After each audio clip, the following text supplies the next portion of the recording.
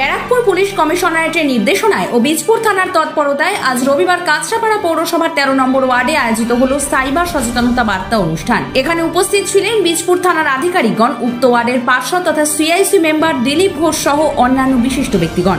দেখুন আমাদের সেই প্রতিবেদন।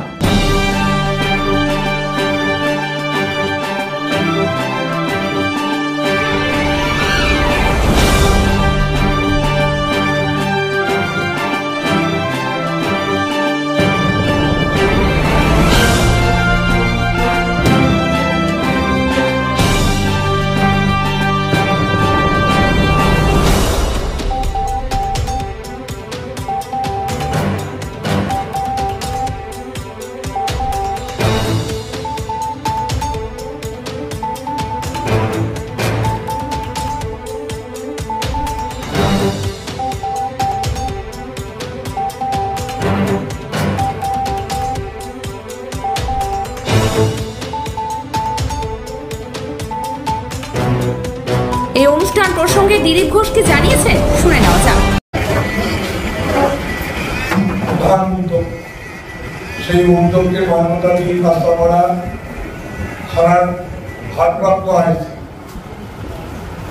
কাজীপুর উদ্দেশ্যে আমাদের বিভিন্ন পুলিশ অফিসাররা আমাদের 24টি ওয়ার্ডে কাজী দিদির আহ্বান এবং আরো অনেক সমস্ত সম্মানীয় পুলিশ আধিকারিক বৃন্দ রয়েছেন, লেডি পুলিশ অফিসার রয়েছেন।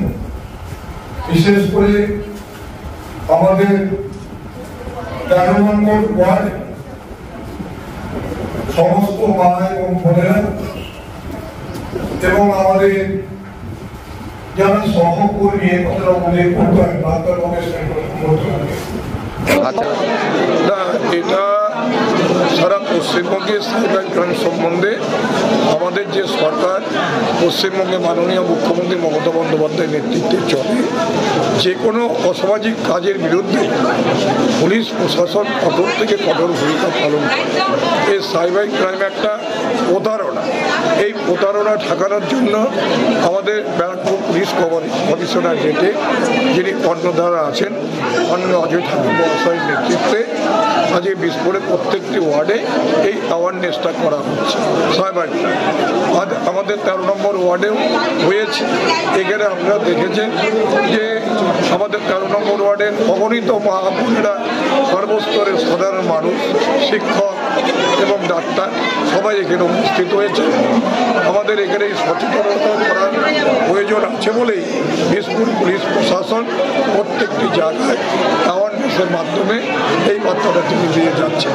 যদিও বীজপুরের থানা আমাদের যিনি মাননীয় বিধায়ক রয়েছেন সুবোধ অধিকারী মহাশয় পশ্চিমবঙ্গে শ্রেষ্ঠ থানা হিসাবে চিহ্নিত হয়েছে, তার কারণ তিনি সদা সতর্ক দৃষ্টি রেখেছেন যাতে পশ্চিমবঙ্গে যে বীজপুর বিধানসভা এখানে যাতে কোনো অসামাজিক ক্রিয়াকলাপ না সংঘটিত হয় তার জন্য তার দৃষ্টি আছে এবং চেয়ারম্যান কমল অধিকারীও সদা সতর্ক দৃষ্টি রেখেছেন।